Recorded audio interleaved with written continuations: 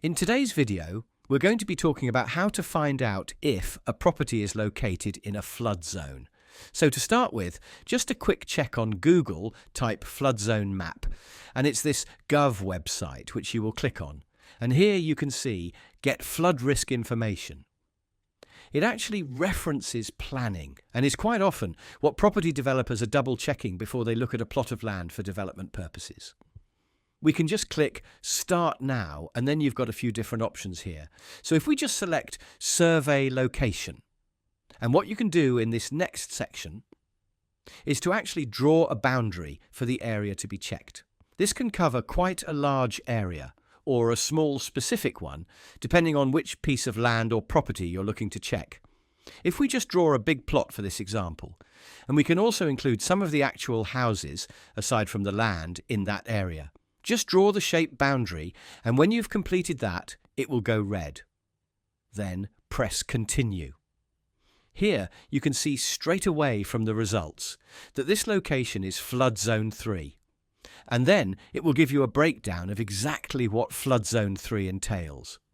So there you can see land within Flood Zone 3 has a higher probability of flooding from rivers. And as such, there will be a requirement to carry out a Flood Risk Assessment Report, FRA.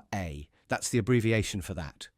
This would form part of a future planning application for this site, and you can get more information just here.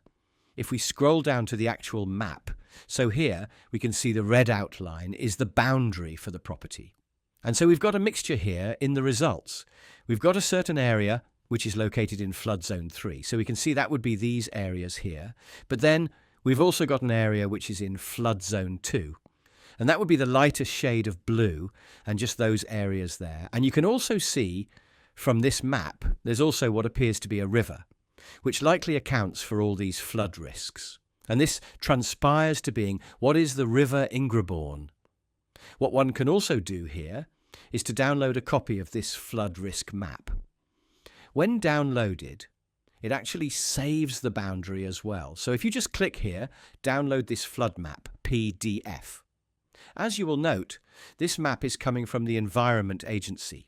And again, it will show the Flood Zone 2 and Flood Zone 3 details on this downloaded PDF document.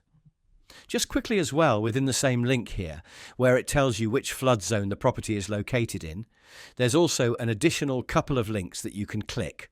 These will inform you if there's any surface water problems within that area. So if you click this link here, the surface water map, and that will take you to this screen here. As you can see on the keynote on the right, there's actually also recorded surface water issues at the site as well. To clearly distinguish terminologies, there's flood risk assessment, which was shown in this map here, where we have Flood Zone 3 and Flood Zone 2 for all of this area. But there's also the additional risk of surface water flooding. And as you can see again on this key, there are areas that fall under a high risk of surface water problems. And we've also got medium risk and low risk. This is quite useful data, particularly for property developers, to see if there are associated flood issues. Sometimes a site could be in a high flood risk area, but there isn't always surface water flooding issues. And vice versa. But if you're in an area that's in a higher flood risk, which has the additional high risk of surface water problems, then quite often that can cause issues with planning departments and policy requirements. Even just for an individual considering buying a house, if we was looking at a property maybe in this area, we can see that we've got the higher risk of surface water flooding problems. Then, if we go back to the map as well, which showed flood risk areas, one can see all of these properties just on this section of the road have issues. These would fall into Flood Zone 3 zoning areas, and that can actually cause increases in insurance premiums. Obviously as well, it's not ideal living in an area which could suffer flood-related problems. A quick side note as well.